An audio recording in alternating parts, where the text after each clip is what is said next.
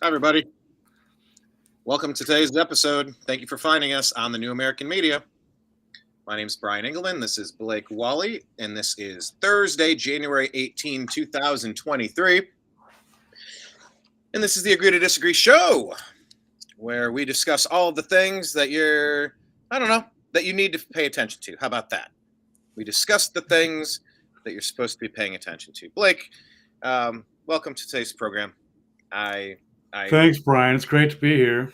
That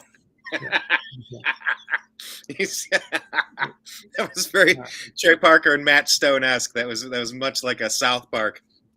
Thanks, Brian. Happy to be here. That was beautiful. Thank you for that. But yeah, I was raise the energy. What's that? We're not going to raise the energy. Exactly, because I'm thrilled to be here, and I can't wait to get into all the stuff we have to talk about. There you go. Thank you for that. Because look, I'm going to let you all in on a little secret. The viewing audience, I am so frustrated with YouTube. I can't even put into words my anger and rage at Alphabet Company, Google, YouTube. I loathe everything about them. Their censorship can go straight to hell. I can't stand them. Blake hates when I tell you about my other sites, but there's a reason why I start the show telling you about the other sites. So I'm going to do it again. You have to start a Rumble account and follow the New American Media. YouTube is going to be dead. They're going to decapitate us. I promise you. I could tell you about youtube.com/the New American Media because for 12 years we put up 1,300 videos. That's awesome. They're going to decapitate us. Every time the V word is mentioned, vaccine. Yes, I said it. Your algorithm just heard it. I hate you so much. Give them the story. Quick story, Brian.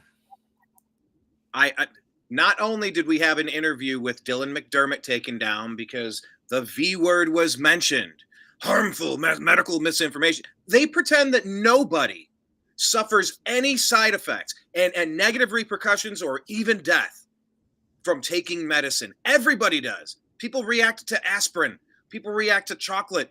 People die of peanuts. Oh, but they claim vaccines are the one thing. People die from salmonella and what's it called? Beaver fever. I've not E. coli. What's not salmonella? It's the other one. Giardia. Beaver. Water kills you. Oh no, but vaccines don't. Vaccines don't harm anybody. Fuck you. I can't stand this line of thought. I can't stand this stuff. So look, if you can go to youtube.com/the New American Media and subscribe, thank you. Click on some videos. We got millions of views. We got lots of content, 1,300. Cool. But they're going to decapitate us. They've already taken down Dylan McDermott interview that we did with them. They just took down my interview with Jim Mars. May he rest in peace. One of the best researchers out there, from ancient aliens to JFK and everything in between. Fuck YouTube. So you got to sign up for Rumble because we are putting our content over there. When the New American Media is finally silenced, that's why we've got an Odyssey channel as well. Go to Odyssey. Please just start an Odyssey account. I know we all have a million accounts, but please, you're not going to see our feed that the New American Media is live because they're going to silence us. They're going to shut us up for the 2024 election. I fucking promise you. I'm on one today. I'm going to try to drop my cussing a little bit because it's bothering me, but like I'm having a hard time spitting the words out. Go to Odyssey. That's where all of our YouTube account content has been backed up. Every video we have, including the 2 that they just banned and the 50 they're going to ban. Fuckers. So go to Odyssey, the New American Media, and follow us there. Go on Rumble, the New American Media, and follow us there.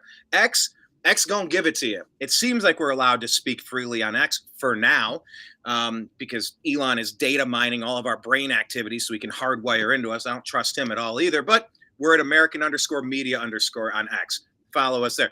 Telegram is probably one of the best places as well. TNAM and TNAM Chat. TNAM is the New American Media. TNAM Chat, the New American Media Chat.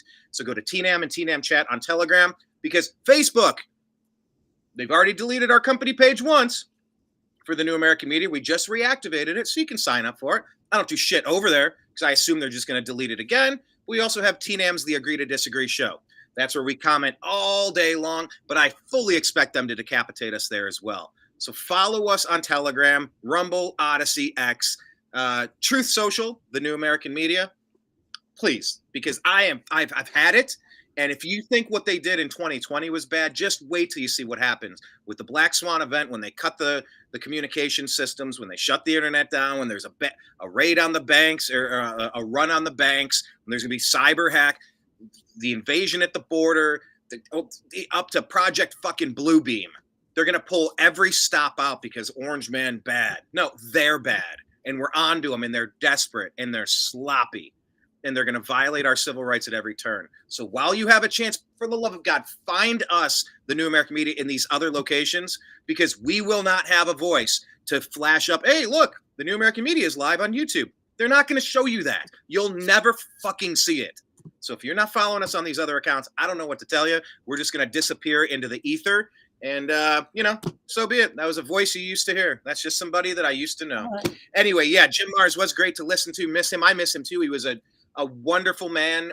He was very gracious with his time. I've been blessed to have so many great conversations, Jane, with so many great people over the years, especially living in Los Angeles, going to Conscious Life Expo, Politicon, like wherever you could go to meet these great voices. I loved that the most about the New American Media. And we will continue to do that however we can. But,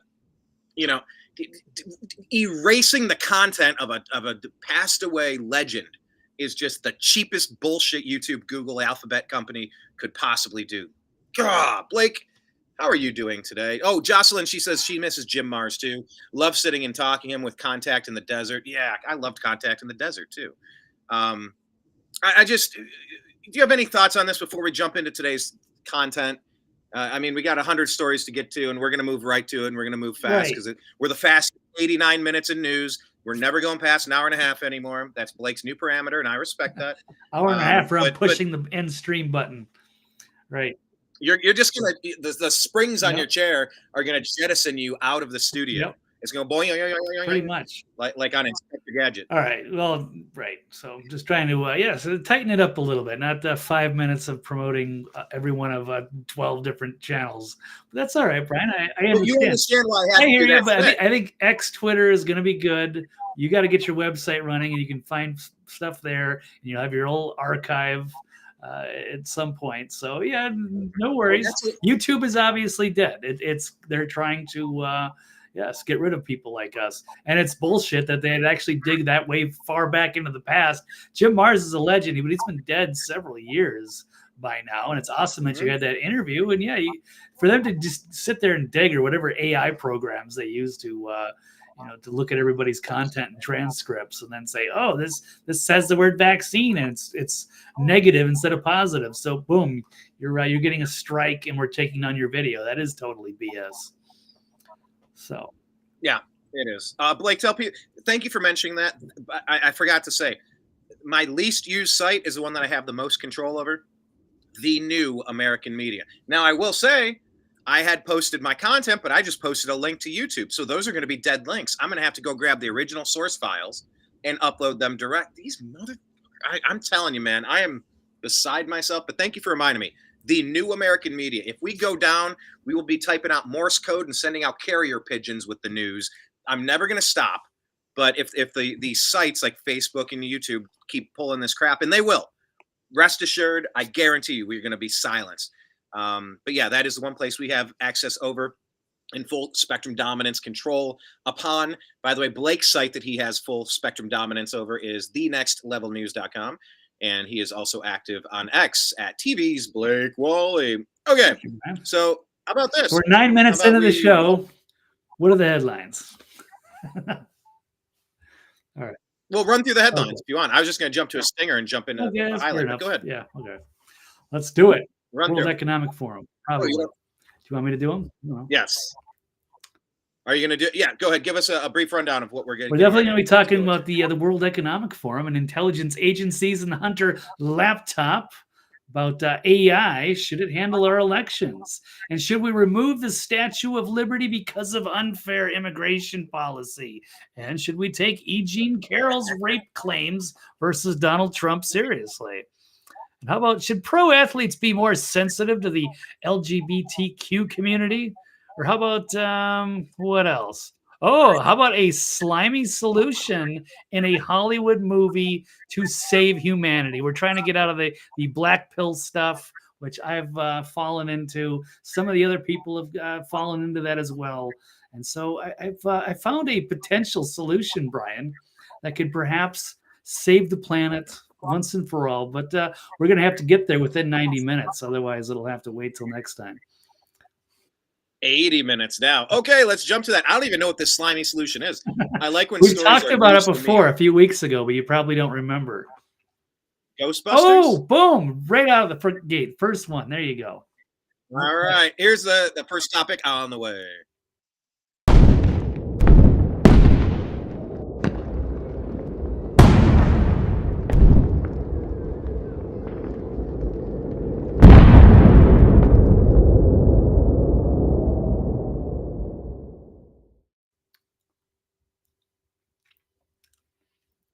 All right, Blake, do you agree or disagree that the World Economic Forum, is that the first one?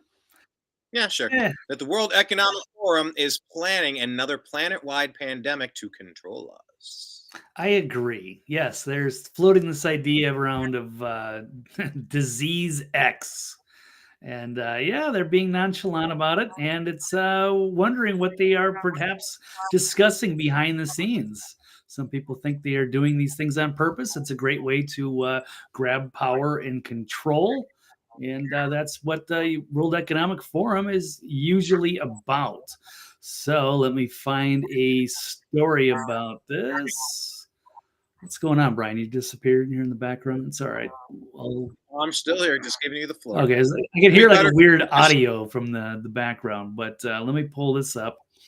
Oh, weird. But we got some weird camera angles going today. But all right, Brian, you run it however. So, World Health Organization head says there's a global compliance needed for the next pandemic. So, they're already another plandemic, perhaps. Very narrow national interests should not come in the way. So, in an appearance at the Globalist World Economic Forum in Davos, the Director General of the World Health Organization urged that global cooperation will be needed during the next pandemic and that national interests hinder compliance. So, if we're all part of the global world order rather than these pesky population areas, like with these pesky populist areas like the United States or maybe Argentina, would perhaps get in the way and then hinder the compliance with Klaus Schwab. So in a session titled Disease X, quotations, Tedros Adhanom Ghebreyesus, I don't know how to pronounce this dude's name. He's Tedros. The tyrant Tedros stated that in order to be better prepared and to understand Disease X, the World Health Organization's pandemic agreement needs to be adopted globally. This is about a common enemy, Tedros, the tyrant, continued. Without a shared response, we will face the same problem as COVID. And he explained that the decline for the legislation is May of this year, and member states are negotiating between countries to implement it. So I don't know. He's kind of not boring to listen to, but let's try to roll part of this clip. Here we go. Have better prepared and to address the disease X is the pandemic agreement. The pandemic agreement can bring all the experience, all the challenges that we have faced, and all the solutions into one. And that agreement can help us to prepare for the future in a better way. Because they want to rule over you. How about they want you to comply so that they can, yes, they can rule over us forever. And here we go. It's another, this is where it's leading here. Let's listen to Dr. Peter McCullough and Dr. Drew as they discuss what disease X. It's a concept used by vaccine developers for years, entailing the use of gain-of-function research to create a series of vaccines for it, which is what people suspected happened at Wuhan lab run by Dr. Fauci. Is that this is how these companies can make a lot of money, is by creating diseases and the vaccines, a solution to a problem that they're creating. So let's listen in on this. This is much more pleasant to listen to. This is us. vaccine developers have been talking about disease X for years. Peter Daszak at the EcoHealth Alliance, who had a hand actually in the Wuhan Institute of Virology and with the NIH and Ralph Barrick in the whole origins of SARS-CoV-2. He wrote a piece, I believe, in the New York Times in 2018 on disease X. Disease X is not a real disease. It's a concept of, can scientists use gain-of-function research and make a serious disease in the lab and then make a vaccine to it? So it's a strategy. And what Daszak says is we want to get ahead of nature, try to anticipate what nature is going to potentially evolve, and then create this new pathogen in the lab and have the vaccine ready to go. Today, the World Economic Forum actually has a whole session on this about disease X. And what people are really worried about, and by the way, none of these sessions have anything on it about improved biolab safety. What people are worried about is creation of all these pathogens in these labs and then having another security breach, and then we're off to getting the world sick again. Yeah, it certainly would be concerning, I would think, to most people. They should be aware of these things. Also, here's a tweet from Kanoaka the Great. Kanekoa? I don't know, whatever. The World Economic Forum warns that misinformation and disinformation are humanity's greatest threats. Another thing they want to do is shut down these sovereign nations and get them to comply. It's not going to be compatible with the Constitution. There will be no First or Second or Fourth Amendment or 10th Amendment, for that matter. Here we got Bill Gates, Anthony Fauci, Joe Biden, Rochelle Walensky of the CDC, and Rachel Maddow saying COVID-19 mRNA shots stop infection, block transmission, and stop the spread. But this isn't the misinformation and disinformation they are talking about. Throughout history, powerful people have always tried to control emerging information technology to keep their power. Today, their goal is to control the internet, just like European monarchies and the Catholic Church controlled the printing press in the past. When they talk about misinformation and disinformation, what they really mean is they want to censor you. Yes, they are terrified of all of this stuff coming out. They love to meet up in these exclusive locations like Davos, Switzerland. And all the world's elitists talking about how they are going to manage the peasants of the planet. So let's see how wrong they have been in the past. And of course, there was that Event 201 simulation with Bill Gates and Fauci, kind of having a simulation of what would happen with one of these new sort of pandemics that comes out of nowhere and affects the population. And we saw quite the test run in 2020 as it completely shut the planet down for a while. And they probably want to bring it back again so they can grab more power and control and force everybody to take their medicines. So here we go. During 2021, we should be able to manufacture a lot of vaccines, and that vaccine key goal is to stop the transmission, to get the immunity levels up so that you get almost no infection going on whatsoever. Everyone who takes the vaccine. He's laughing because I don't think he even actually believes what he says. He knows exactly what they're trying to do. He is not a great. Just curious, if you're intending to play more of this, have you watched the clip? Do you know if this is original music or if they're going to flag it for copyright because of the music in the background? I don't think we should worry about the copyright today, Brian, because I'm going to have a couple of other clips as well from the movie you just mentioned. I mean, unless this thing goes mega viral and we get 1 billion views on this on YouTube, which I highly doubt. We've already mentioned the V word enough times that they're probably more likely to take it down than they are to these guys monetized it and they got millions of views. Here's a check for both of us. So let's not worry about the copyright strikes. This will be on Rumble. This will be on Odyssey. It'll be on Twitter. It'll be on my website. And well, we can play a little bit of Ghostbusters in fair use to make a point. We can't play 5 minutes. Yeah, this isn't like anything familiar that I'm aware of. But if you want to stop it, are we worried about let it go. Let it go. All right. I was curious if you knew. Okay. Is not just protecting themselves, but reducing their transmission. to other people and allowing society to get back to normal? We can kind of almost see the end. We're vaccinating so very fast. Our data from the CDC today suggests, that It sounds like those or those omamatones, those weird little instruments with the little like the cartoon face on them. That's what it's. Obama tone? Yeah, you know what those are? That's what. In Obama tone? Yeah, I'll have to look that up. But it does sound like the Obama tone or what do they call those?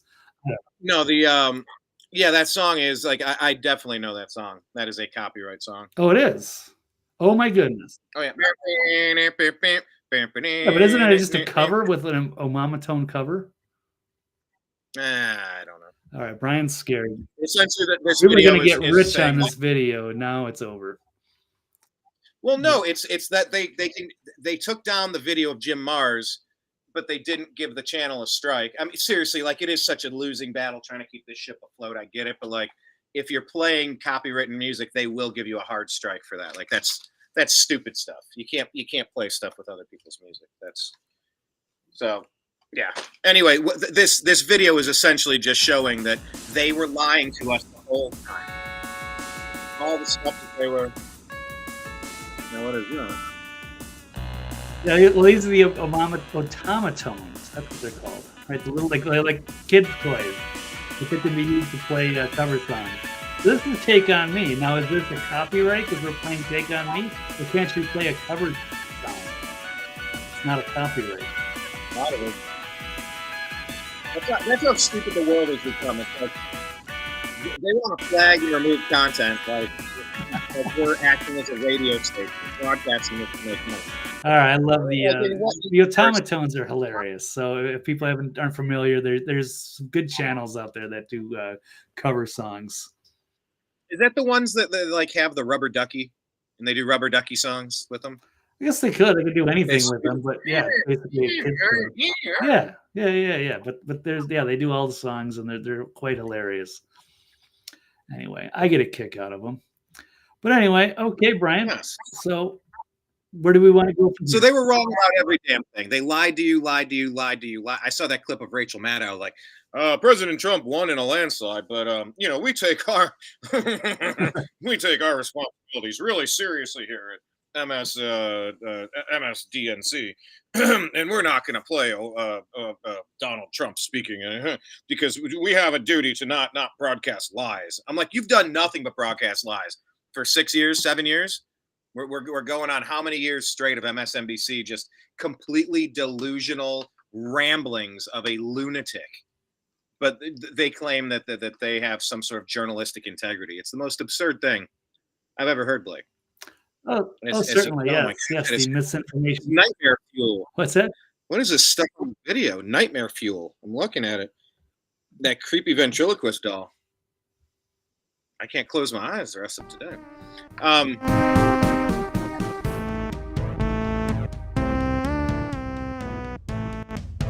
Okay. Should we just leave that running in the background with no volume? All right. Okay. Yeah, I'm sure they'll give us a copyright for someone's video. All right. We're promoting the channel, right? The real Sully G. That's the most annoying part of this stuff. That is the most annoying part of this. We're doing nothing but helping the object that's being discussed. But the gatekeepers don't want us to compete with their MSNBC overlords, the real gatekeepers funded by the deep state, the CIA, the NSA, the FBI. Like they're running cover, pushing propaganda through their Smith-Mundt Act bullshit, but they don't want us to compete with them. They can do whatever they want. They just want the little guy. Oh yeah, it's supposed to be YouTube, right? Because it's supposed to be about the small content creators like us, Brian. But now it's been swallowed up by the big money interests. Now you can't talk about half the stuff, or you got to be in line with the legacy media, or they will remove you. It's pretty amazing. Well, at some point, the sooner the better. There's no pretending. It's like if you're in a job that's a dead end job, or if you're in a dead end relationship, or if you're in a dead end, it's like whatever. Just the sooner this is over, the better. So in a way, bring it, YouTube. You want me off? Fine, I get it. All my stuff's on Odyssey. All my stuff's backed up on a hard drive. have to catalog and re-upload it directly instead of linking to your site. But I mean, it just so Kenneth brings up a comment here. Stop the globe. I want to get off. So Brian, if some like benevolent aliens, or maybe you don't know if they're benevolent or not, they come and they stop and they say, "Listen, Brian, we like your stuff. We know this is painful. If you want to come with us, you can. Otherwise, you got to stay here on that shit show. This might be your only chance at a rescue. Would you leave?" No, never. Those are demons, dude. Those are demons. You think all aliens are demons, or just anybody that would offer you a lift off of this? I'm good. Really? Nah, I'm good. I'm good. Nah, this is the shit show I was born into. This is the shit show I'm riding it out on.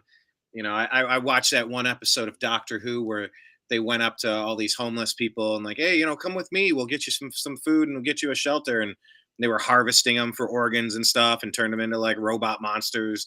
It's like, nah, yeah. I'm good. There's too many demons out there. I don't know if you're from Pleiades. I don't know if you're from, Orion's belt. I don't know which version of, no, I'm good. That's all going to be a loose harvesting disaster. No, thank you. Would you just jump in with a random ET / Project Bluebeam / Round Up the Patriots project and get shoved into the Soylent Green smoothie machine? Well, you're pretty much screwed either way, right? Either going to, I don't know. There might be ways of getting off this planet or being able to, save humanity in the future, but I'm not entirely sure. But if I had an invite and they seemed credible and believable, would I go? Maybe. I don't know. What does seem credible and believable mean? By the way, Dreamer in the YouTube channel, would you jump on an alien ship if they felt credible and believable? And that's a question for everybody else in the chat. Would you jump into an alien ship if they seemed credible and believable? Blake, how do you determine if Project Bluebeam is credible or believable? Or if they just want to grind you up for Soylent Green? Well, you already know that. I don't want to get too black-pilled here, but if this is, just going to end in a just fiery civil war apocalypse or something like that, would you rather, jump off the planet if you had the chance? But then what if all the aliens had like IQs of 200? Like that was like the average IQ. So basically you would be like, the dumbest person on the planet. I have an IQ around 200, so what? I feel like I'm living inside of a cuckoo clock. What? Oh, so you'd fit right in. All right. Yeah, that's why they put my driver's license. They spelled it brain. Right. I had a brain driver's license for 15 years. Yeah, it was in all those smart kid classes, man. No, I'm good. I'll just stay here. There's supposed to be a like a revelation, a return of Christ. There's of course the Antichrist, the deceiver. Are you going to be a believer or fall for a deceiver? I don't know. Timothy talking about falling for deceivers is saying, sadly, he thinks a lot of people will be fooled by X, disease X, and Jocelyn saying most citizens won't comply. Singing what? Yeah, that is what they look like. Thank you for that. Timothy says he thinks the zombie movies are preparing us for dealing with stupid people. Yeah, we're awash in stupidity, Blake. We're already in the idiocracy. We're, up to our shoulders in it. I know. Right. So I just wish I kind of want an island, just to want to get away. Right. I definitely don't want American Airlines to take me away anywhere. My God, I've never seen. They are trying their hardest to pull a Bud Light. Have you seen all the stuff with their CEO and all of their failings with United, right? I'm using the right airline. It's not American. I think it's United. I don't remember which airline. No, but anyway. Okay, back to WF. We went off on a tangent real quick, but really in the chat room, Dreamer says, "Nah." Sometimes they make a point. Like, yes, you know what? The population we have, probably half the people on this planet are probably pretty stupid and hopeless, and they're probably producing the most numbers. So that like idiocracy, we are heading towards that direction. But would you rather deal with these wacko elites who want to micromanage everybody? They're totally insane too. So we're kind of, caught in the middle here. So I hope that we can find some kind of happy medium. And yes, maybe humanity does have a future, or maybe we're just an experiment anyway, and it's failing, and we're about to finish the simulation in the next 10 or 20 years. We shall see. I don't know. You know what? That reminds me of something. You were talking about the idiocracy, where people are multiplying the Yeah, the dumbest people are having the most kids, and the really super genius people are not. So we're not putting our best and brightest to the genetics going forward. We're actually having a dumbed down population and poverty that is just making things worse. So at one level, maybe things do need to be managed. And another thing, we have to make sure that the managers have some kind of ethics. Or we could go towards like the Gattaca future, where they're trying to, improve genetics. And I don't know, there's something exciting about that. Sort of eugenics in a way, but not in the creepy, globalist way. Well, you're talking about eugenics. We can talk about genetics. We can talk about Gen X. We can talk about regenics. But no, I mean, talking about population and people reproducing. Take a look at this. I was watching this earlier. I didn't finish it. I got about a minute or two in, but it just so happened to be almost exactly where I had it paused. Check this out. This is from Tucker Carlson talking about the United States. Actually, just let me, you know what? I'm going to let this play, because this really sums up a lot of it, because our number one topic is both about Disease X and about the invasion of America threatening to ruin this country. So here, just let's let Tucker cook. The story of history is the story of invasions. One group of people moving into someone else's land and taking it. One nation ends, another begins. Invasions drive history. Few Americans understand this is happening to them right now. The United States of America is being invaded. For the love of God, this is a damn invasion.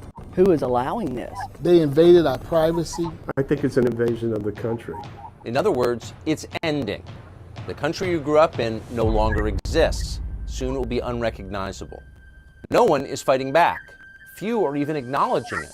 And the people who lead us are letting it happen. Why are our leaders letting this happen? Well, to destroy the country and to change the demographics. Who lives here determines what the country's like. This country is changing faster than you may understand. Americans are being replaced. That's not a conspiracy theory, it's a fact. In August of 23, illegal immigration outpaced American births, a brand new population. Did you see that? We're talking about reproduction. Illegal immigration outpaced American births. Illegal immigration outpaced American births, Blake. There it is. It's not a conspiracy theory anymore. This is a reality. This is the replacement theory, and all these people are going to be brought in to be new citizens. They will vote. They will change everything about our country. We will not recognize it. They won't know anything. It'll be like Chavez or any of these dictators taking over, and they're just going to vote for whoever gives out the most benefits and handouts. That's how someone like Chavez stays in power. He gives them food and blankets. Oh, he's so nice. He destroys their way of life, but gives them a few handouts, and then they love him and they vote for him. It's Stockholm syndrome on a mass scale. It's pretty sickening, but they are going to run that playbook here. They have to take down the United States. And I was wondering, did you happen to have anything in your stack with Javier Milei? Where, we're talking about Central America and South America, and this ties directly into the WEF, and it ties into birth rates and an illegal alien invasion. And you talking about Chavez there, but I mean, directly connected to the WEF. Javier Milei went to the WEF, and he tells collectivist Davos elites that they are the problem. Remember, didn't Trump go up in front of the World Economic Forum and tear him a new one as well? Yeah, that was great. So, yes, here's another one that's done another populist in another country. So, yes, new Argentinian leader Javier Milei appeared at the Globalist World Economic Forum in Davos and told the privileged elites that they are what is wrong with the world. Milei urged that motivated by the wish to belong to a privileged caste, many leaders of the Western world have abandoned the model of freedom for different versions of what we call collectivism. Says the experiments are never the solution to the problems that afflict the citizens of the world. Rather, they are the root cause.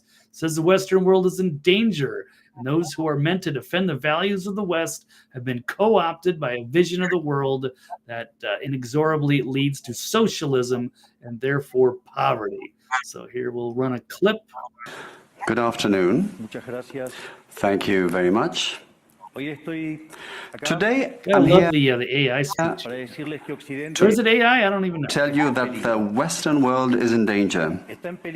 And it is endangered because those who are supposed to have to defend the values of the West are co-opted by a vision of the world that inexorably leads to socialism and thereby to poverty.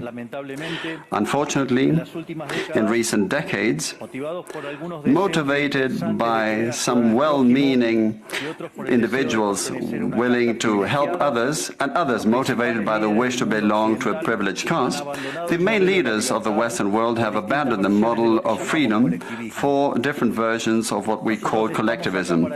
We're here to tell you that collectivist experiments are never the solution to the problems that afflict the citizens of the world. Rather, they are the root cause.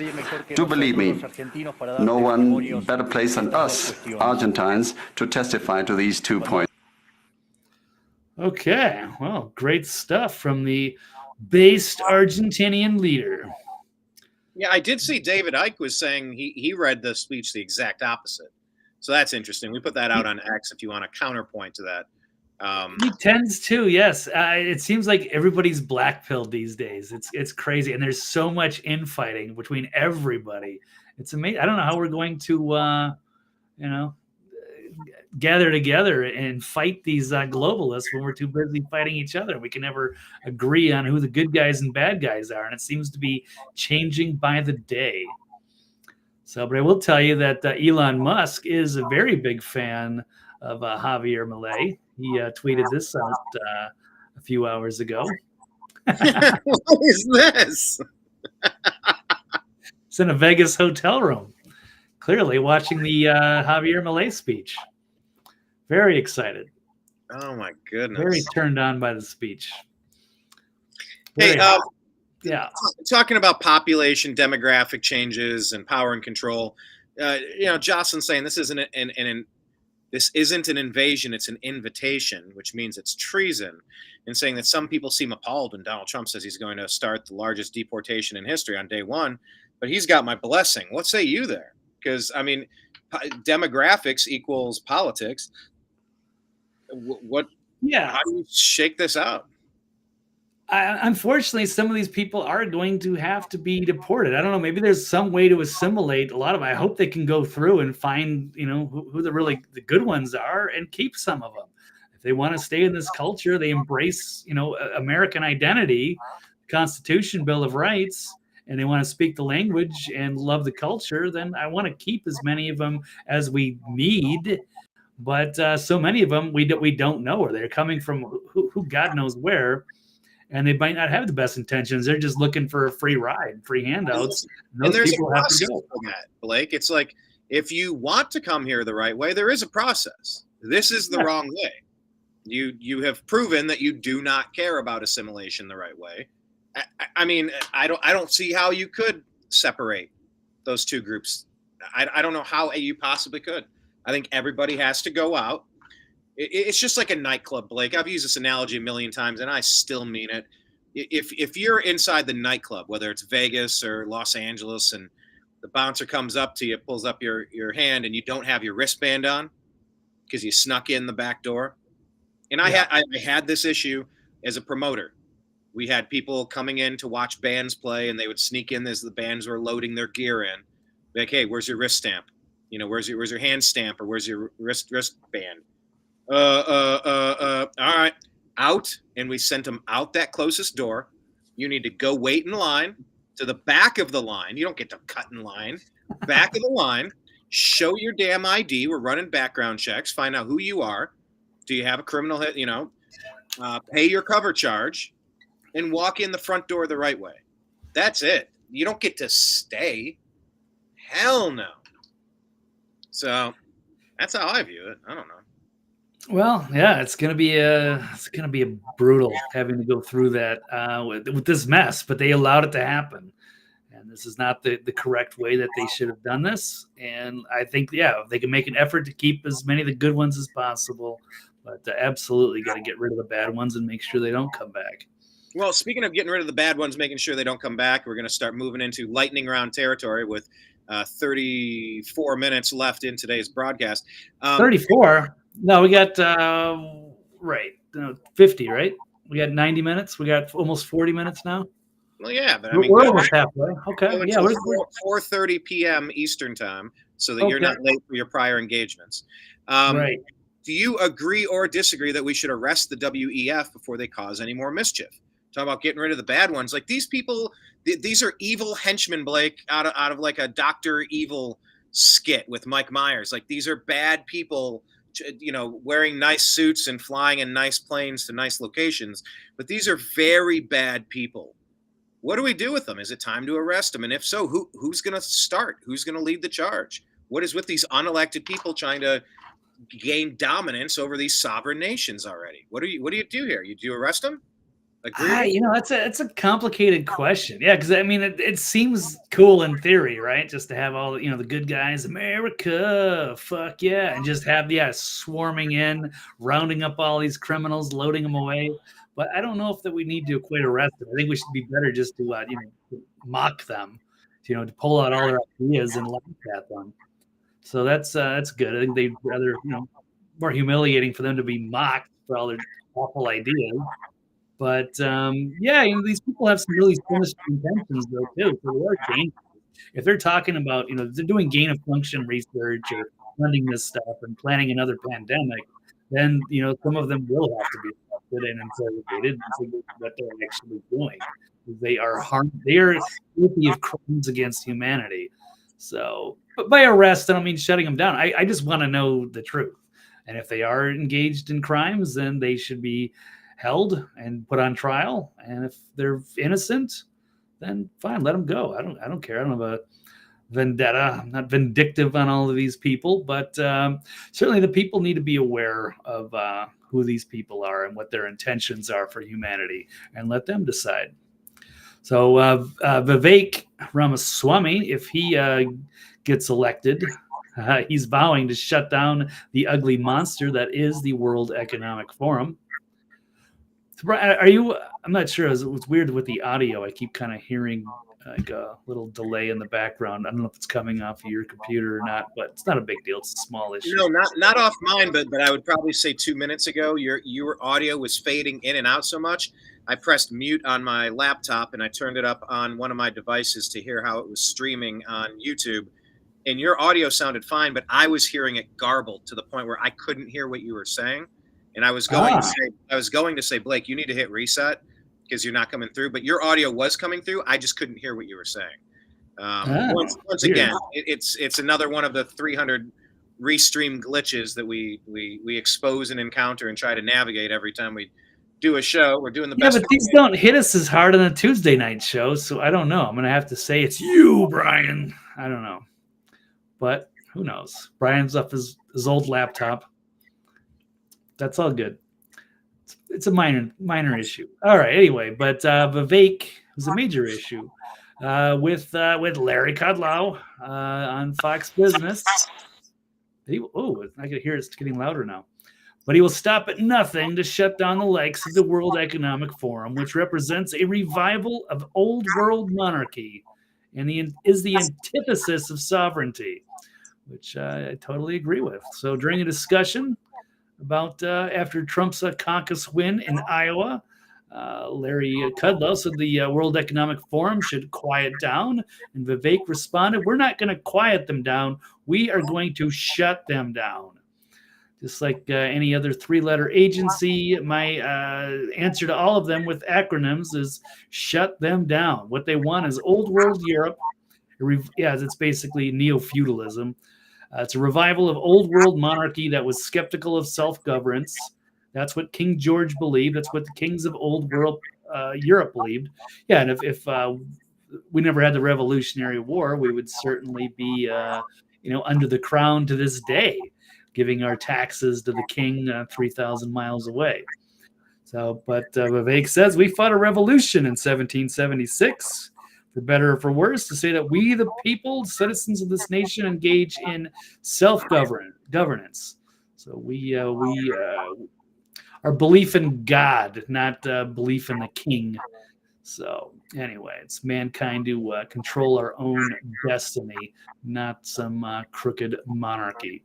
Now we just have a bunch of crooked kleptocrats in DC stealing all our money, ruling over us, and perhaps getting their strings pulled by the World Economic Forum, who do buy and pay or do buy off politicians around the world.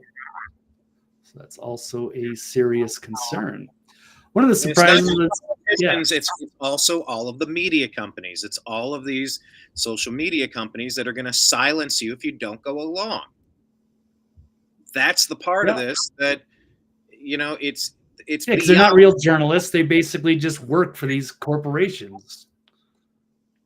Yeah. Yeah. We're one step away from being completely dominated here. I mean, we're on the last throes. Like, no black pill, but my God. I mean, they're one key switch away, flipping a light switch to just taking control of everything. It is that damn close, man. But Jamie Diamond has some nice stuff to say here, right? Yeah, that was kind of a surprise. So is that the opposite of this one? Are we moving on to the next topic about the corrupt establishment being desperate to demonize MAGA on TV? This would be the opposite of that, right? Yeah, I mean, we could switch to that. That was kind of a little fun bonus thing because was I talking about this the other day? One of my favorite TV shows is Fargo, and they just wrapped up season 5 with the finale on Wednesday night or Tuesday night. I don't know. I watched it on Hulu on the replay. But one of the things that I was very disturbed, and we'll say there's a little spoiler alert. Let me pull this up. Whoops, I lost it. I'll have to pull this one up. Since we're on the subject, we'll knock this one out here. So this is a tweet from Marlo Stern. Yeah, he's probably some trust fund kid. His parents pushed him through to journalism school at Columbia, but he works for the Daily Beast and the Rolling Stone. Rolling Stone is a shell of what it used to be. And yes, they push a lot of propaganda, but he noticed that he put this tweet out. The Fargo season finale night was excellent and taught people a valuable lesson. Don't go the MAGA way. And then I responded immediately and said this was 100% shameless and transparent propaganda. The regime is desperate to demonize MAGA. So I don't want to spoil it because it's an excellent series. I really enjoyed season 5. They knocked it out of the park, except for one thing. The one spoiler thing I'm going to say is that, cover your ears for the next minute if I don't want to ruin it for you. But anyone that's been watching it knows what it kind of what it's leading up to is that they're trying to set it up that MAGA are bad and that the constitutional sheriff is the bad guy. Yeah, but you say it's a good show except for that massive piece of garbage in there. It's like, well, look, the soup is delicious except for this rotting possum I threw in about 6 hours ago. Like, it spoils the whole soup, man. You can't eat rotting possum. Yeah, well, I know. It sucks because everything about it is so good, except for the fact that they are making it. Yeah, the constitutional sheriff, who actually does make a couple of references to Ammon Bundy and Leviticus. I forget his name already. I had his name earlier. I can't remember. The poor man that got shot. Both of those guys that took over the Oregon Reserve. The man that got shot. Did you say Leviticus? Would you mean Lavoy? Not Leviticus like the Bible. I forget his name. I should know his name. The guy that got shot by the feds in that trap when they set those guys up after the Oregon refuge. Remember with Ammon Bundy? Yes. Lavoy? Yeah. Lavoy Finnegan. Yeah, that guy. Yeah, they make references to him and Ammon Bundy in that show because it's like, oh, they gotta get the militia going or whatever, and it's the Mr. Constitutional Sheriff, but at first you want to believe he's he's a principal, he's an interesting guy, he's standing up to some of the feds, but then they as the show continues, you realize, oh, they're trying to make this a bad guy because they're trying to switch that narrative. That yes, the feds are the good guys, and it's MAGA and the extremists and the constitutional sheriffs who like to have their own little thing going, because the sheriffs are ultimately what can protect a community from, say, out of control feds. But the way that they set that up was pretty dirty, and so that they're trying to change this narrative, especially for 2024.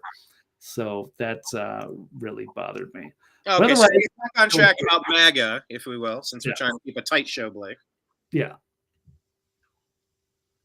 So what was that now?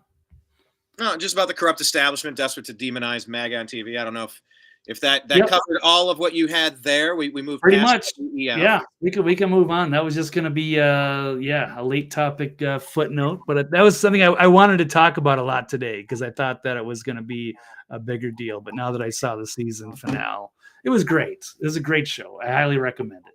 But just know what they're doing, something a little sketchy in there.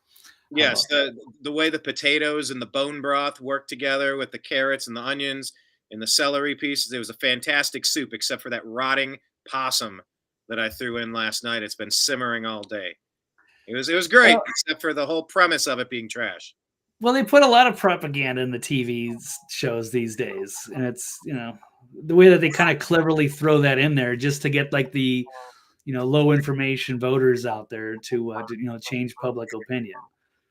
So it's always like the two detectives, it's always, there were the feds in some show talking about, oh, that person thinks 9/11 was an inside job. It's always trying to make fun of a conspiracy. They like, the conservative. It's always some kind of twisting thing to, even though everybody should be the good guys, constitutional sheriffs and the feds. And it sucks that we have to call these things out. But I mean, it wasn't, you have feds doing a lot of dirty things, whether it's setting up the Gretchen Whitmer plot or the J6 pipe bombing or the trap that's set up, or raiding innocent protesters in their homes, or going to school board meetings. I mean, there's a lot of probably good people doing bad things and following orders from bad characters that rule at these agencies. So it sucks that we have to have this issue, but they can't put this dumbed down crap on TV. It's annoying. All right, well, let's talk about dumbed down crap on TV. Blake, do you agree or disagree that we should take E. Jean Carroll's rape claim versus Trump seriously? I'm going to disagree emphatically. That's looking really bad for the establishment. And you see, I don't know if you have Mitt Romney in your stack of traitors repeating this nonsense, but Romney's right in the mix as well, of course. I did not see the clip that you were referring to with Mitt Romney. I'm not sure, but what I will say, I think I put it out on Instagram. Make sure you're following us on Instagram. We do amazing daily stories on Instagram that we share for the New American Media. So link up with us there. Yeah, Brian loves this. He spends a lot of time on Instagram and shares a lot of links. I haven't been on there, but there is some good material on there. Yes, go follow Brian and the New American Media. All righty. So we've got E. Jean Carroll's is a nutcase, and Trump proves it with the receipts. Says most people think of rape as being sexy. So yes, he's on trial again. He didn't show up at the first trial because it was so ridiculous, but it kind of ended up working up against him. So he did show up in court and gave a we'll show that video as well. Donald Trump destroyed the credibility in an avalanche of posts on his Truth Social accounts, showcasing a thorough recap of Carroll's prior statements, including her opinion that she thinks most people think rape is sexy. She's 80-year-old former Elle magazine author, alleged in 2019 that Trump raped her in a dressing room in the 1990s. And Trump maintains that Carrol is a whack job who's not my type and denies the allegations, insisting he had no idea who she was prior to the outlandish claims. A Manhattan jury found Trump was not guilty of rape, but when the former president claimed Carrol was deranged, she immediately started a defamation suit, and the judge was more than happy to pile on the damage compensations. So they ordered Trump to pay her $5 million in damages. Trump appealed and called the case attempted extortion based on fabricated lies and political shenanigans. So last year, Carrol went after Trump again, suing him over remarks he made while still in the White House in response to the rape allegations.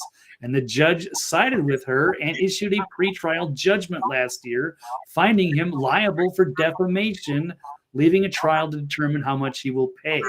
She's seeking $10 million in damages in the second case, more for defamation than she sued for the alleged assault, which is unfolding in a Manhattan court this week. And so he's calling attention to some of these interviews and video evidence, but they're not allowing him to show it in court. But she absolutely needs to be seen, because if you do, it wouldn't hold up too well. So let me pull up here's a video from Colin Rugg saying the judge threatens to kick Donald Trump out of the courtroom during the defamation trial. Because, well, let's just roll this clip here. Check it out.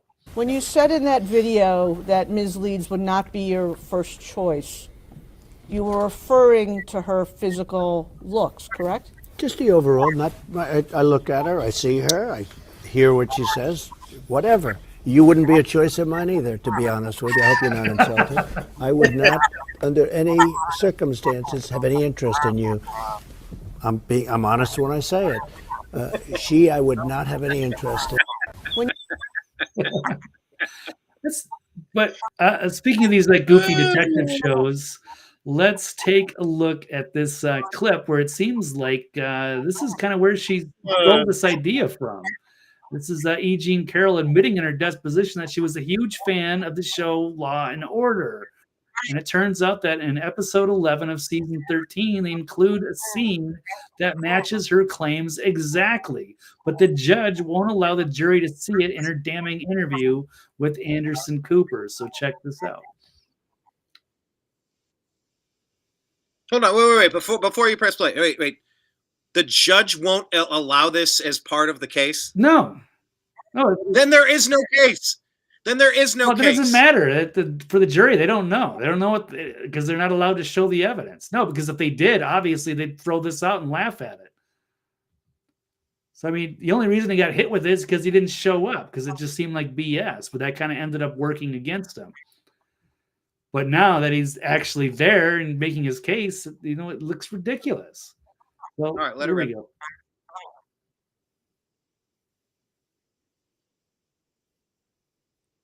Dressing room at Bergdorf, which is, where's that? That's where she's.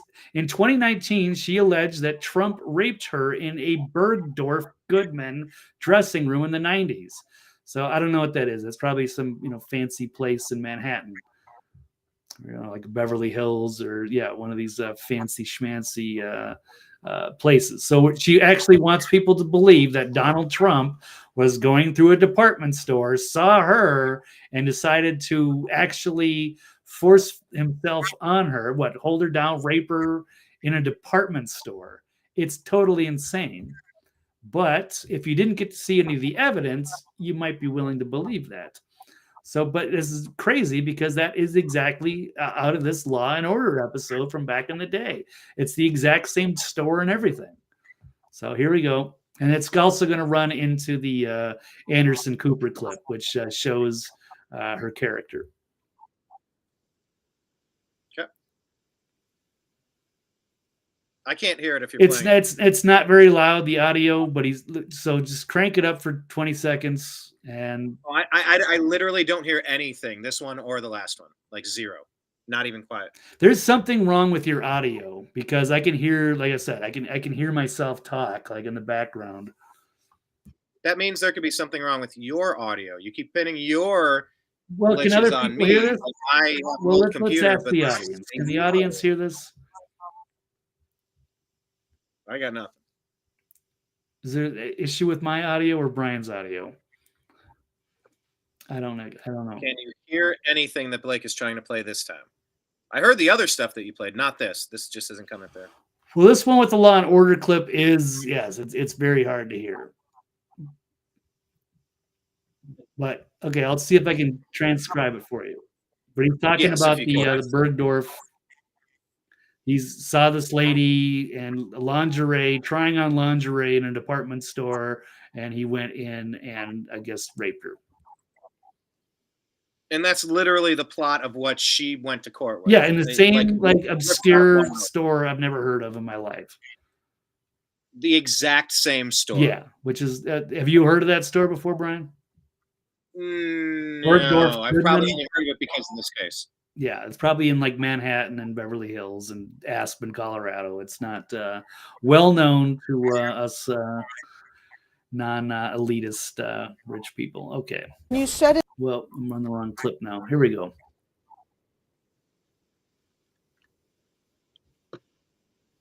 I heard audio start and it chopped off. Yep. Yeah, I'm not. Can you hear this? No, nothing. Maybe it is. I don't know. That's bizarre. Not allowed to show the evidence. No, because if they did, obviously they'd throw this. Now I'm hearing myself on your computer. No, that I just turned that up to try to hear it on the feed. Because it just seemed like BS, but that kind of ended up working against them. Anyway, all right, let's keep it moving. I mentioned Mitt Romney wrote. Okay, can you hear this? Now he said, I don't feel like it, and then it I was not thrown on the ground and ravished.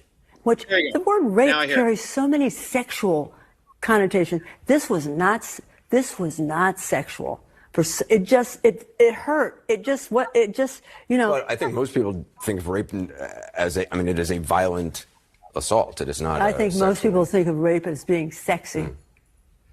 She thinks rape is being sexy. We got to roll this one more time. That is so weird. I could hear this clip. Okay. Yeah, it's a lot louder. It's like you're trying to find some old obscure Law and Order clip and the audio is trash. You don't feel like a victim. I was not so she doesn't feel like a victim. Thrown on the ground and ravished. She wasn't thrown on the ground and ravished. The word rape carries so many sexual connotations. This was not sexual. So it was rape, but it was not sexual. It hurt. But I think most people think of rape as it is a violent assault. It is not. I think most people think of rape as being sexy. Wow. Revealing. This.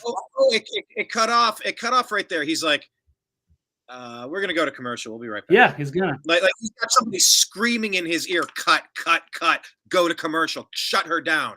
Go to commercial."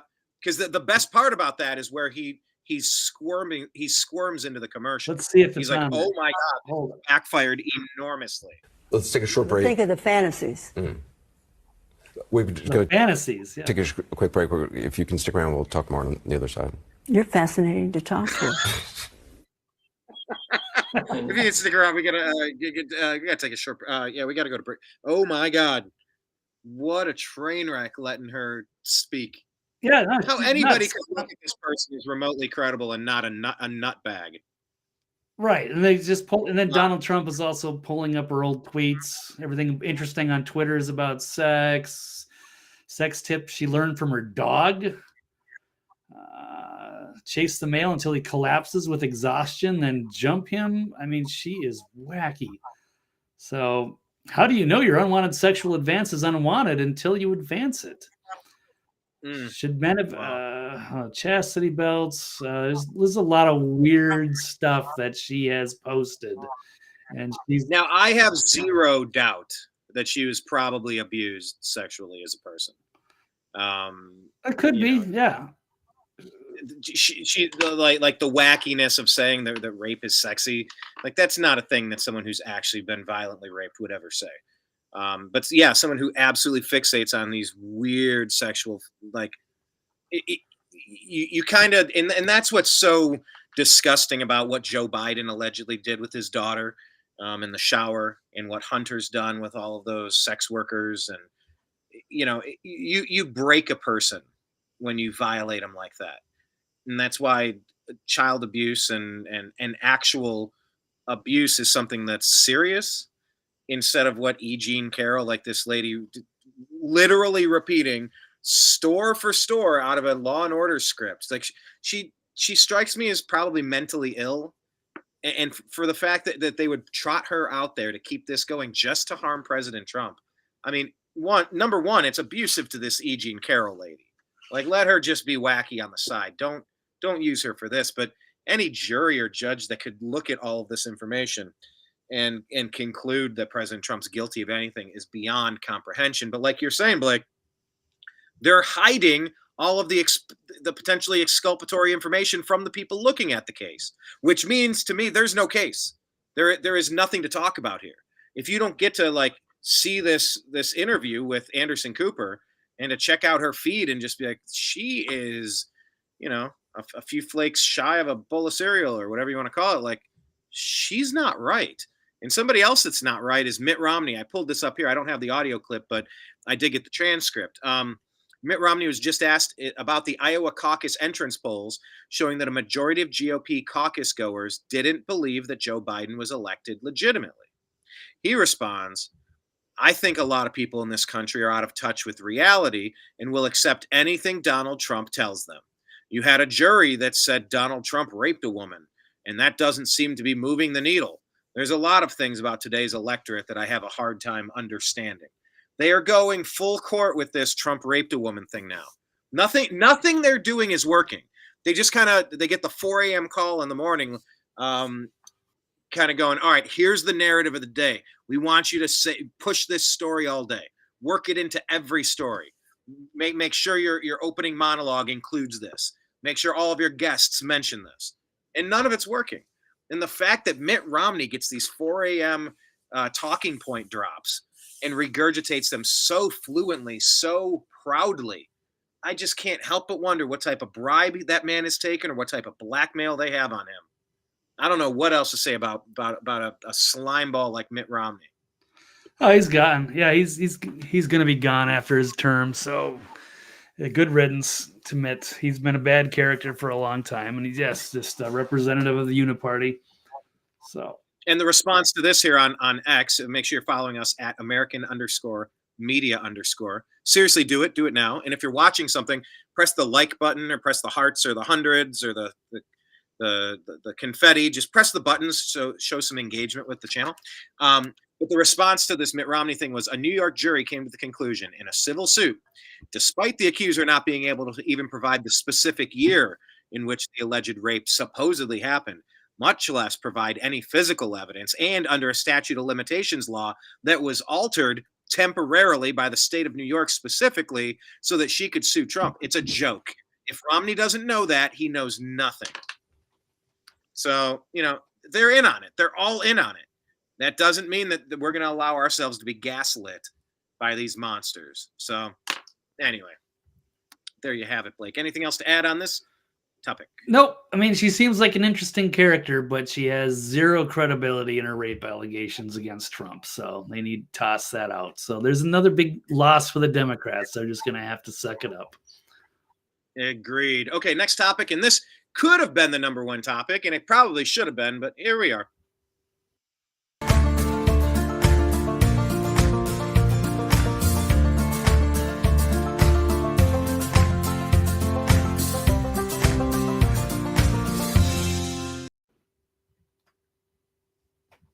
Blake, I guarantee you're having a problem on your side. I am now with visuals for sure. The glitch is on your side. Okay, Blake, agree or disagree? Yeah. Agreeing or disagreeing? Nice. Screen. Yes, that was okay. I have to reboot. Do you agree or disagree that intelligence agencies knew all along that Hunter's laptop was real? Agreeing or disagreeing? I will agree, and they were finally forced to admit it. That's great. I agree. Yeah, it's a little too late. They couldn't figure this out in August of 2020, when they had the October surprise that was going to derail Hunter and the Biden administration, which was all fair game. That his son was a degenerate and he had involved in all kinds of shady and awful things on his laptop. And so then these 51 intelligence agents came out to say, it shows all the hallmarks of Russian disinformation. And they ended up sweeping it under the rug. And it basically was major election interference that they were allowed to get away with. So 4 years after the Biden laptop from hell, falsely labeled misinformation, the Department of Justice finally admitted it's real. So, and by the way, it's such a nice little turn of phrase. It's such a nice, innocuous sounding election interference. When they used it against Trump, it was the end of the world. But somehow, when it's 51 deep state officials, it's election interference. Can't we just call it a coup against the sitting president of the United States? Isn't that a more descriptive, blunt, to the point, punched up and accurate way to describe a coup of deep state officials overthrowing the sitting president of the United States by willfully, knowingly lying in a traitorous act to cover up a degenerate family who's been enriching themselves and pushing us to the brink of World War III? Isn't that a more accurate way to describe what happened, Blake? Hopefully that's the way the history books will report it. Yes, they were interfering with this legitimate October surprise that should have sealed the election for Trump. And instead, they said it was Russian disinformation, swept it under the rug, and then they just stopped counting votes at midnight. And for the first time in history, even though they say it was the most transparent election or the most secure election ever. It was the first election where they couldn't get the results in by the end of the night. So we all know who the president was. They just all of a sudden they found huge spikes the next day. They found all these extra ballots and mail-ins and what have you. And the next thing you know, it was like, wow, Biden pulled off the miracle, the 81 million, set new records. And I guess the rest is history. We were forced to accept the results, even though they never really did a full audit anywhere. And a lot of the courts wouldn't hear the information, including all of the sworn affidavits and what have you from all of the people that reported that there were problems with that on election night. But whatever. So yes. And then, of course, our own intelligence agencies hid the evidence, buried it, and pretended that it was Russian. They blamed it on on a foreign superpower. So pretty. Two points here, real quick. Yep. Dreamer in the comments said Blasey Ford eyes. Yes, that E. Jean Carroll wrapping up that last one. I think you put it up on the screen a second ago. Yep. Christine Blasey Ford, the crazy eyes, like the MK Ultra eyes, like the Stockholm Syndrome eyes, like.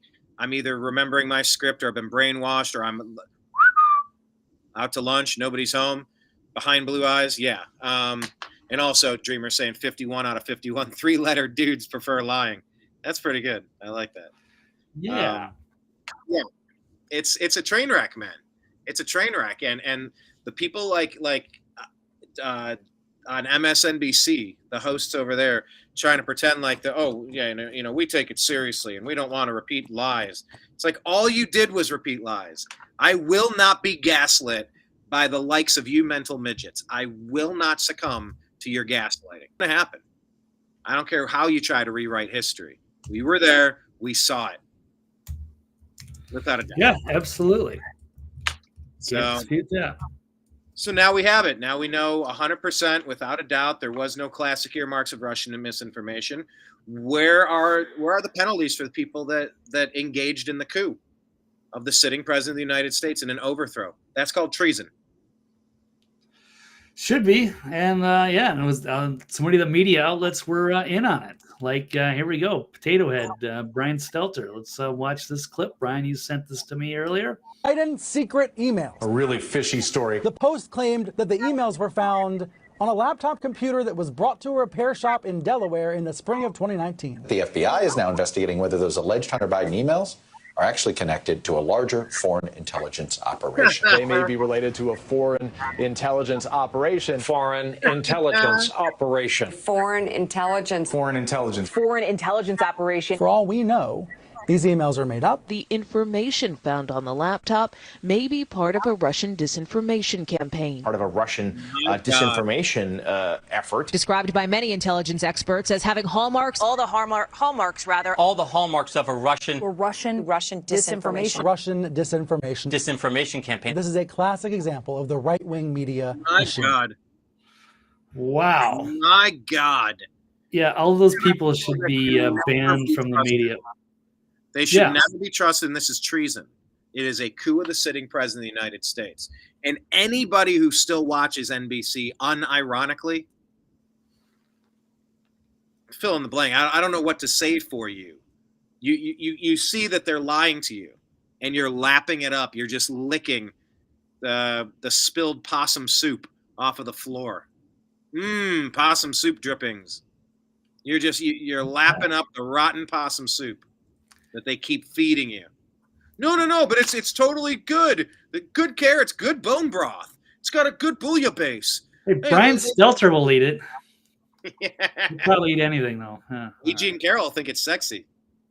Right. Rotten possum soup is sexy, but like you're lapping up trash, people. And this is a coup attempt, and media members must be held accountable. I don't know what the point of putting Trump in office in 10 months is going to be if he doesn't. We want to talk about a massive roundup and deportation effort. What about the massive coup roundup? The people who were complicit. Is that why so many people seem so terrified?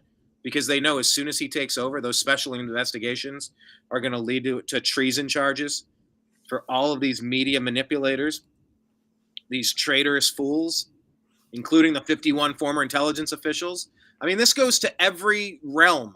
Like, there's no area that hasn't been touched by this. The social media, the lying legacy media, all of them. All of them.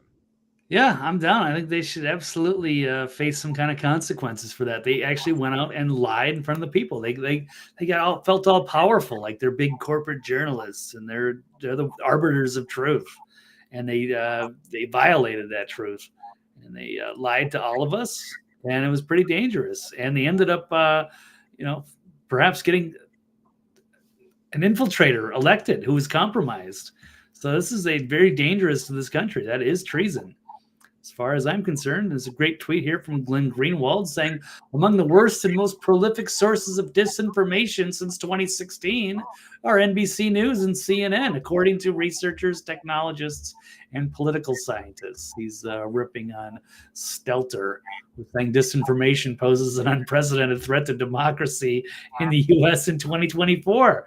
You're one of the ones that is pushing all the disinformation. And then they hire their own fact checkers to parrot their BS. And so Kenneth is putting in here, MSNBS. That's true. MSNBS. That's a great way to describe it. Yeah, and Brian, just to finish up, there's another tweet here. This is from Hunter's father, the sitting resident, we'll call him. Hunter's father. Yeah, who I don't know if he's legitimate or not. Probably not.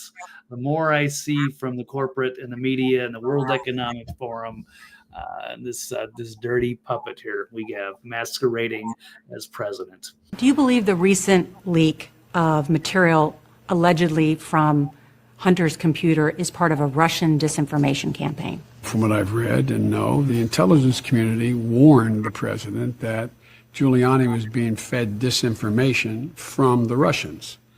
And we also know that Putin is trying very hard to spread disinformation about Joe Biden. And so when you put the combination of Russia, Giuliani, the president together, it's just what it is. It's a smear campaign because he has nothing he wants to talk about. What is he running on? What is he running on?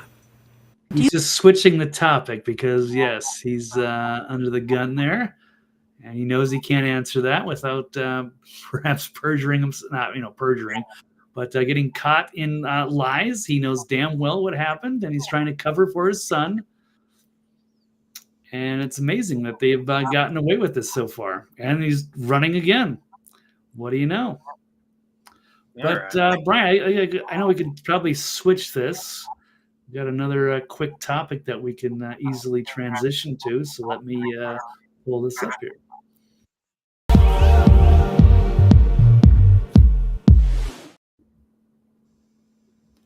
Where's our caption here?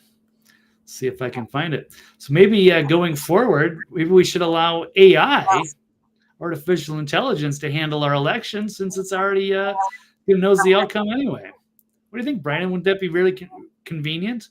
What if they did all the polls, they knew everything, the AI? Would you trust the computers to vote properly for you? Yes. If 51 intelligence officials say it's true, it must be true. Tell me, AI, what do I do? Well, this brilliant proposal was put forth by none other than Klaus Schwab of the World Economic Forum. Points to AI as the coming king of democracy. So he sat down and showed his true colors at Davos, saying that nations will soon no longer need to bother holding elections because voters could easily be replaced by artificial intelligence. That AI is more than capable. Let's run this clip. Now is, and digital technologies mainly have an analytical power. Now we go into a predictive power, and we have seen the first examples, and your company very much involved into it. But then the next step could be to go into a prescriptive mode, which means you do not even have to have elections anymore, because you can already predict, and afterwards you can say, why do we need elections? Yeah, why do we need elections, Brian? The AI because we know what the result will be. Seems like a great idea. What do you think? Yeah, sign me up. Sign me up. My God, who is this guy? Like, who is this guy? Where did he come from? Like, what was he doing? He's like out of central casting for this huge James Bond villain, and it's out of central casting. In Moon Saloon, he would be one of the bad guys wearing a skin suit. It'd be one of the robots wearing a skin suit. Wearing a suit like this, like a little Speedo. Okay, yeah, thanks, Blake. No, not like that. Well, since you mentioned it, right. Oh, he's wearing worse than that. I mean, is that picture of him on the beach? He's wearing that little bikini. Looks like that kind of. Well, look, I appreciate that he's out there saying what he, kind of forecasting where he's headed, because it lets us know what to never accept and how to prepare for what their next moves are. So I think their hubris will be the downfall of them. They talk too much. So, let him talk, let him run his mouth. I mean, in what universe would you like somebody else handling your home finances? Because that's what politics is. Who else would you rather tending to matters in your own local city, your town? Oh yeah, just somebody else. Let someone else handle it. Jocelyn saying accounts were censored over this. Something else. They had social media accounts permanently suspended because of all this. A great amount of effort went into keeping this quiet. Yeah, talking about Hunter and any of this World Economic Forum stuff. They don't like that they're being exposed. So that's why we do our show. That's why we do the Agree to Disagree show. Jocelyn seeming a little black-pilled there, saying it worked last time and it's going to work again next time. I disagree. I don't think it worked the last time. I think we lived through a nightmare, and I think we can work our way out of it. And Jocelyn adds that this is what illustrates why citizen journalism is so important. Oh, yeah, I think we do have a Patreon page, The New American Media, if you'd like to subscribe and help us out on a monthly donation there. It's weird. I can't change the password. They disabled my account 5 of the last 6 years that I've had it, but I'm still logged in under one of my user profiles, so it still works, sort of. I don't know. It's the weirdest damn thing. One step forward, 51 steps back. Yeah, I bet he has a hairless cat, Kenneth B says. Yeah, either he's talking about Klaus Schwab or he's talking about E. Jean Carrol. I don't want to think about her hairless cat, though. Thank you very much. Okay. Anyway, Blake, anything else to add on this particular topic? We got 3 more. Nope. Let's roll. We got a cruise. Let's do it. All right.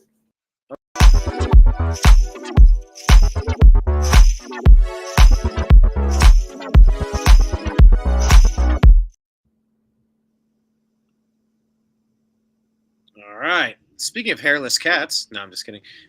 Blake, agree or disagree that we should remove the Statue of Liberty because of unfair immigration policies? Oh, no, it disappeared. Damn it. All right. No, I'm going to disagree with that. That sounds like a terrible idea, but this was posed out by the youngest member of Congress. Let's see if I can get that share screen. Oh, I'm sorry. I think I closed it. I thought that was the previous link you had up. No, I was trying to close it and have to keep redoing that thing. So I'm just trying to remove it from the share screen there. Okay, here we go. What a clown, leftist Gen Z Democrat proposes bill to remove the Statue of Liberty and gets brutally mocked on social media. So let's see. A genuinely despicable piece of legislation in response to Republicans trying to stop the illegal alien invasion. So it says the bill contains many conservative priorities, including restarting construction on the border wall, expanding E-Verify, and placing new limits on asylum seekers. Legislation also slashes funding for the globalist NGOs who often contribute to border lawlessness by aiding human smugglers. So, but then this freshman congressman decided to fight back in his own way, but probably not being ignorant a bit of our history. To my colleagues on the other side of the aisle, let's be honest with immigrants who deserve better than what you're offering them. Don't welcome immigrants if you plan to reject them. If you keep putting what deserves? He's saying that the people invading this country deserve something. We owe them something. They deserve something. Well, if they were immigrants, if they came in the real way, then yes, maybe they could deserve something. What would they deserve in that case? Right, but if they're just illegally invading, what do these people deserve? The gall of someone to go into someone else's house and go, I have a list of things I deserve from you. Excuse me, get out of my house. You don't deserve a thing. Sorry, I couldn't get past that sentence. Holy shit, what is this guy's name? Mr. Frost? Mr. Frost, I presume. I'm sorry, if you could just reset that sentence. Wow. Max Frost. You're going to break into my house and say that you deserve something. The gall of this guy. Sorry, my God, this is my first time seeing this, and I couldn't help blurting out what I blurted out. No, I hear you. And he's confusing immigration with illegal invasion here. Here we go. To my colleagues on the other side of the aisle, let's be honest with immigrants who deserve better than what you're offering them. Don't welcome immigrants if you plan to reject them. If you keep pushing your bigoted H.R. 2 bill, then also pass this bill. I've taken the liberty of drafting it for you. It removes the Statue of Liberty, our largest symbol that tells people to come here. This is who you are, removing the fabric of America. So I want to know which Republican who supports and voted for H.R. 2 will introduce this bill. Well, did not go as planned. Tumbleweeds. Derp. Yep. Yeah, he probably spent a lot of time on that. He was gonna, gonna drop that zinger on all the Republicans and force them to look within what they were doing. Right. But no, that's not how the country works, dude. This is not an immigration system. This is a border invasion. This is the Great Replacement in action. So they don't deserve anything. Why you never vote Democrat ever. This isn't about Biden when they replace him. Oh, no, the next person had nothing to do with it. The Democrats should never be trusted. They're traitors. Well, they've turned into that. Yes, they've lost their way. They've lost the plot. All right, Brian, but that was all I have on that. All right. How about this pro athletes one? I'm sure you have a clip to play from this MMA guy. Agree or disagree that pro athletes should be more sensitive to the community? I am going to disagree. I don't know what this guy is even doing there, trying to make a spectacle of himself, and it didn't go as planned. Trying to hit him with Sean Strickland with some gotcha questions, to which he takes down Canadian reporters with blistering critiques for supporting Justin Trudeau and transgenderism. Maybe we'll just watch the smaller clip here. The whole clip's pretty good. I think it's only 2 minutes, but it's I'm counting at 3:38, 3:48, about 4 minutes. I don't know what you have in front of you. I don't see it on the screen either. Oh, it's not on there? Damn it. Okay, here we go. Can we see it now? What's his name again? Sean Strickland. There we go.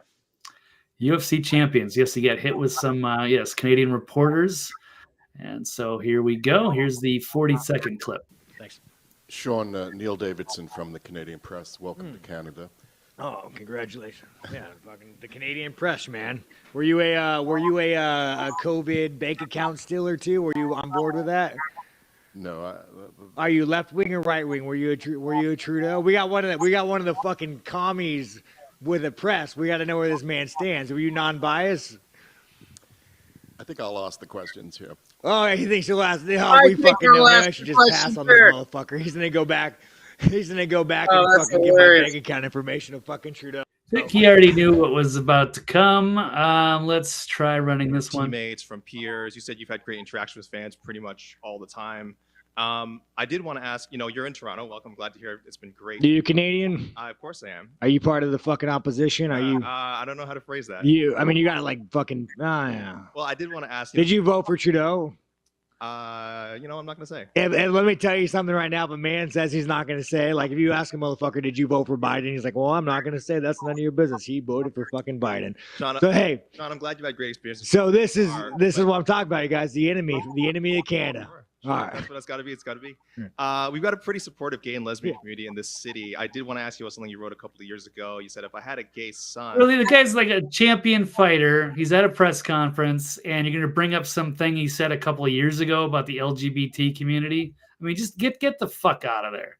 I mean, it's so ridiculous, so transparent and ridiculous. They're trying to hit him with this gotcha question to make him look bad. Totally insane. Not the right venue for it. Take it somewhere else. And yet, he thinks he's this is what is confused with journalism these days. What passes in Trudeau's Canada? And I would think. Oh, look, another. I'm saying to you, the swamp, you guys, the swamp. You become a champion, you become a star, and someone. Say, let me ask you something. Are you gay? No, are you? Let me know. Are you gay? Can I get an answer? Well, no, I'm asking. This is a part of. Are you a gay man? I'm an ally of the community. Okay. If you had a son and he was like, you had a son, he was gay, you'd be like, oh man, you don't want a grandkid? No problem with it. Oh man, well, dude, you're a weak fucking man, dude. You're like, yeah. Look, it's just not the right venue for it. These are alpha male fighters, and you got some weird little beta male Trudeau supporter, LGBTQ guy, activist, masquerading as a journalist, trying to ask gotcha questions. It's not the right venue for it. But I don't know, Brian. Am I out of line? Should he be more sensitive to the community? I mean, you got to be professional and respectful to a degree. But why are we expecting this guy to be sensitive? Why does he have to go along with what you think is appropriate? In the longer clip, I mean, his response goes really hard in the paint. He gets really into it. He's like, keep going? Kids being brainwashed, and why wouldn't you want a child for your family name to go down? And he says you're what did he call him? Like, you're the disease. I don't know. This Strickland guy came out guns blazing, man. He was not having it, but he sniffed this guy out from the very beginning. I don't know if he knew who he was in advance, but I mean, he right off the bat, I could identify that it was going to be like Stelzer trying to get him in a gotcha or something. Jocelyn says, so they praise pro athletes for being gay now and kissing on TV, but everyone told Tebow to keep his religion to himself. Well, then there's that. Okay. Yeah, I mean, I don't care. If I had a son, I wouldn't care if he was gay or not. But I mean, I get how some people obviously would want to keep their family line continuing, but I wouldn't ask these sorts of kinds of stupid questions in a place like this. It doesn't make any sense. So it's like they're just trying to keep everybody in line with their weird people that don't carry water for everything they believe in. Yeah, so this was an aggressive press conference. It was very interesting. Blake, I know you're gonna run, but on your way out the door, check out the whole interview. It's very interesting. We didn't. I'll say yes, and there was okay. Yeah. Keep going. We only got maybe a couple minutes. It's your schedule. You tell me if you want to wrap it up with one more and then get to your slimy thing. Go ahead. Yeah, I think that's really about it. There was another one pulling up from Jake Shields here, who's pretty outspoken on there, talking about doing an appearance in Chicago. A detective contacted him and informed that this guy was organizing Antifa to attack me. Says he contacted him and let him know that where he worked and where I would be visiting if Antifa did, in fact, attack me. That's when he turned into a whiny little bitch and canceled his Antifa buddies. These people are pathetic excuses for human beings. So, yeah, it's amazing. So, another crazy one. I missed the connection here. Jake Shields is who, and who was Antifa? Well, Jake Shields is also another prominent like champion UFC fighter, and he was harassed by another one of these idiot reporters, and they were threatening to send Antifa to one of his events. Like, I'd like to see how that would work out with these little Antifa bitches, little soy boys going after a professional fighter like that. So yeah, he called him up. But I mean, why do they have to keep everybody in line like that? Just let the alpha males be alpha males and just do your own thing. Stay within your own LGBTQ community. Hang out with your Antifa people. No one cares. I'm not trying to, you know, are they trying to harass them? I don't get it. So it's pretty pathetic that we've turned into this culture. And of course, if they can go a step further and they're going to go swat people too. So stupid gotcha questions, harassment, threats, and swatting. That's the new outraged snowflake left. The weaponized left. So here's the solution, Blake. Is there a slimy solution in Hollywood, in a Hollywood movie, to save humanity? Let's hear it on your way out the door. I think Tim Hanlon is no longer with us because he was saying that, you know, not to He get died? Rest in peace, Tim Hanlon. He said he's no longer with us.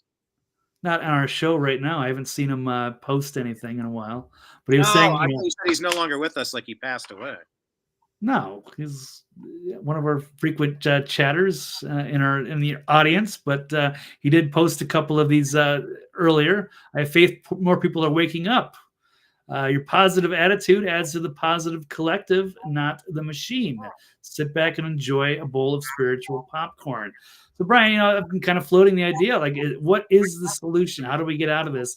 And there was a tweet I tagged you on with Alex Jones talking about this is probably, or we're doomed. It's heading to nuclear war. We're talking about we're at civil war. Poison. Well, I realize that, but it just seems like it's pretty negative, and things aren't looking too hot. Like this. Blake, let's go out laughing. Let's go out yelling and laughing. That's I'm it. gonna go out laughing, yes, for sure. I have to joke about this stuff. I can't take it too seriously; it'll drive you nuts. John Wells has a line. He goes, "Well, you could either laugh or you could cry," and that's true. Right. You can either laugh or cry. So, all right, I will speak even more boldly. And I will laugh about all of it as the world implodes. Right. Sounds good. I hope we can do that. Well, this is a funny movie from the past, and maybe there's something to this as far as energy levels and things like that. So the only way I can think of that we can actually get off this planet, or in a positive way, or, you know, make the world whole, get through this somehow, or if there's like a rapture, a spiritual rapture, and we can all evolve. Maybe if we could raise positive vibes to a certain extent, come together, we could evolve in a different way, dimensionally, somehow, or we're going to go down with this planet into a civil war, nuclear war, into the negativity. I'm not exactly sure, but I think they brought up some interesting things from the Ghostbusters too. I brought this up because I was comparing Bibi Netanyahu to the Vigo villain, who I think is a great representation of what he really is. But anyway, so let's roll a clip from Ghostbusters talking about the psychoactive plasm around the city. Been experimenting with the plasm we found in the subway tunnel. Careful. Should I get spoons? Don't bother. Watch this. Should I get spoons? Go ahead, Ray. You worthless piece of slime! You ignorant, disgusting blob! You're nothing but an unstable short chain molecule! You foul, obnoxious Yes. You know what he should have yelled? What's that? Slime, you ignorant slut. There you go. That would have been a nice crossover. Anyway, go ahead. A weak electrochemical bond! I have seen some disgusting crud in my time, but you take the cake. You're just... Whoa. This is what you do with your spare time. Peter, this is an incredible breakthrough. I mean, what a discovery, a psychoreactive substance. Whatever this stuff is, it responds to human emotional states. Mood slime. Oh, mood slime. Huh. You mean this stuff actually feeds on bad vibes? Like a cop in a donut factory. We've been running tests to see if we can get an equally strong positive reaction. What kind of test? Well, we sing to it, and we talk to it, and say supportive, nurturing things to it. Do it. You're not sleeping with it, are you, Ray?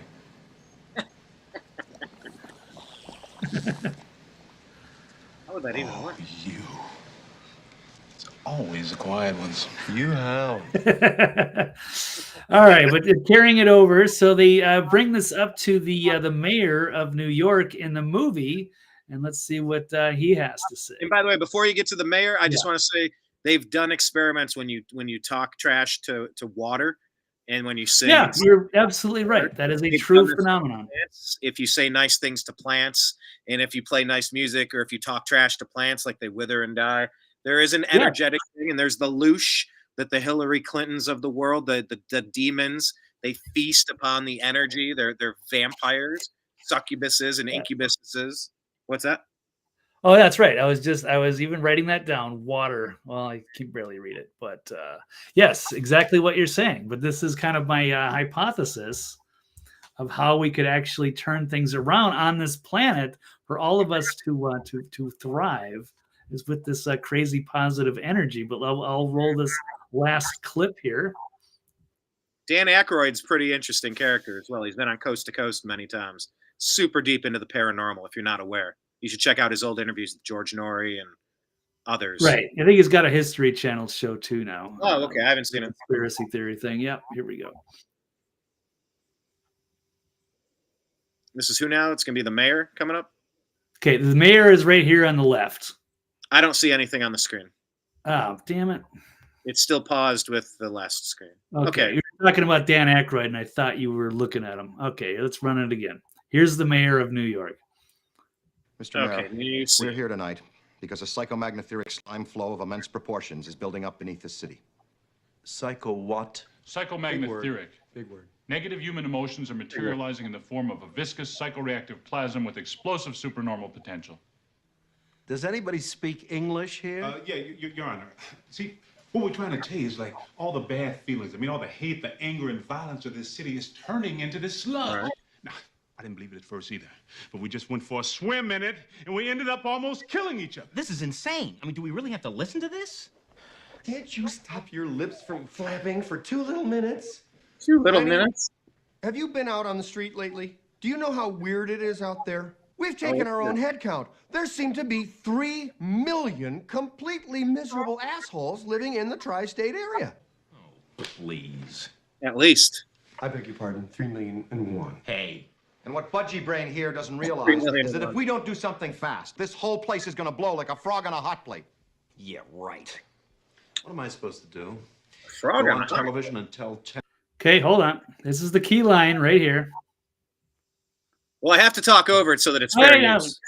Okay, yep. Right. Okay, fair enough. Okay, here's the fair line where I'm getting at here. This line from the mayor. Go on television and tell 10 million people they have to be nice to each other? Being miserable and treating other people like dirt is every New Yorker's God-given right. Your 2 minutes are up. Good night, gentlemen. You're making a big mistake. No, it doesn't go as planned. But yes, send the mayor on TV and to tell 10 million people to start being nice to each other.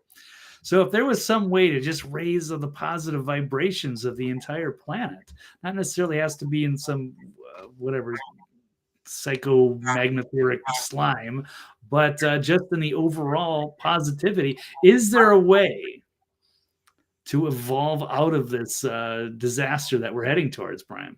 Imagine all the positivity, right? All we need to do is arrest MSNBC characters, throw them in jail. It's just a small group of people causing 95% of the problems. If you just took the liars out who are constantly divisive, constantly race baiting, constantly destructive, yeah, I feel like we'd be doing great. I feel like for 4 years of Trump, all he did was lie about him. And it got so many people worked up. You have all of the teachers in the academic field abusing people, abusing kids, messing with their brains, causing brain damage. If we could get rid of these purveyors of toxins, yeah, we'd be doing a hell of a lot better. Their ratings are in the dump. Nobody's watching them anymore. I don't know how we could become more positive, but man, I try. I don't know either, man. I'm just trying to think of a solution out of this shithole because I'm trying not to be black-pilled myself, but it feels like whether it's civil war or nuclear war, or we get sucked into the World Economic Forum and under some sort of tyranny, who knows? Or if it's just the polar shift, the solar flare, and society is doomed no matter what are the options? Either there's some kind of a rapture, which I'm not fully on board. Not doesn't have to be in a religious sense, but or an alien rescue. Where is the timeline where we can get rid of our globalist overlords and thrive as humanity again? If there was a way, yes, it seems, or people talk about archons or some kind of fourth or fifth dimensional entities that feed off of negativity.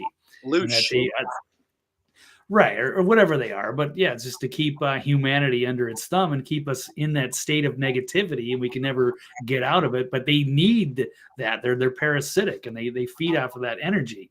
So I don't know. So there you go. That's the only way I can think of it, is if there's somehow we have this new age. I don't know if it has to be new age, but whatever.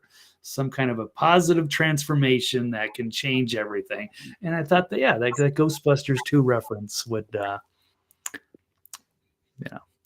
hit with some people. Maybe not. But I do have to run here. But yes. But yeah, go ahead. No, go ahead. Thank you for joining us, Blake. Went a little longer, but that's okay. We had some interesting things. Okay. And at TV's Blake Walley on X and thenextlevelnews.com. Thank you, Blake. Thank you, Brian. Ghostbusters. Thank you, everybody. We still got a few people left here. Thank you, and I'm just going to end on one point. Blake, you can take off. I just want to read the lyrics to Vicarious because it's exactly what Blake was talking about. It's about the energy. And it says, "Eye on the TV because tragedy thrills me, whatever flavor it happens to be. Like killed by the husband, drowned by the ocean, shot by his own son. She used the poison in his tea, then kissed him goodbye. That's my kind of story. It's no fun till someone dies. Don't look at me like I am a monster. Frown out your one face, but with the other. Stare like a junkie into the TV. Stare like a zombie while the mother holds her child and watches him die. Hands to the sky crying, why, oh, why? Because I need to watch things die from a distance. Vicariously I live while the whole world dies. You all need it too. Don't lie. Why can't we just admit it? We won't give pause until the blood is flowing. Neither the brave nor bold, nor brightest of stories told. We won't give pause until the blood is flowing.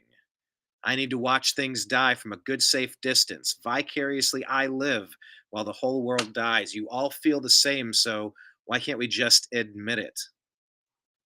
Blood like rain come down, drum on grave and ground, part vampire, part warrior, carnivore, and voyeur. Stare at the transmittal, sing to the death rattle. La la la la la la la la lie. Credulous at best, your desire to believe in angels in the hearts of men. Pull your head on out your hippie haze and give a listen. Shouldn't have to say it all again. The universe is hostile, so impersonal. Devour to survive, so it is, so it's always been. We all feed on tragedy. It's like blood to a vampire. Vicariously I live while the whole world dies. Much better you than I." It was tough trying to read this and not sing along with it. If you're not familiar with it, it's a song called Vicarious by the band Tool. It's, what is this, off of the 10,000 Days album, I believe? Yeah, off of 10,000 Days. Incredible song, Vicarious. And it's about our need to be attached to this negativity. But we can break free. Check out the song. I'm not going to post it, but it is incredible. Walley 2024. Nice. But I want to thank everybody for joining us in today's program. Really, follow the New American Media in all the places. because we're going to be disappeared soon. So annoyed with,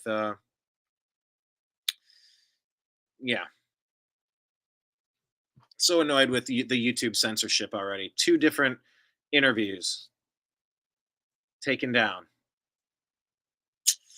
Oh well, it's the fight that we're in. Let's just talk louder and laugh. All right. I'm going to sign out for now. Try to do some content in between now and Tuesday, but we'll try to be back on Tuesday again at 3 p.m. Eastern with Blake on the Agree to Disagree show here on the New American Media. Thank you so much. I appreciate you. I love you. We'll talk to you again soon. Take care.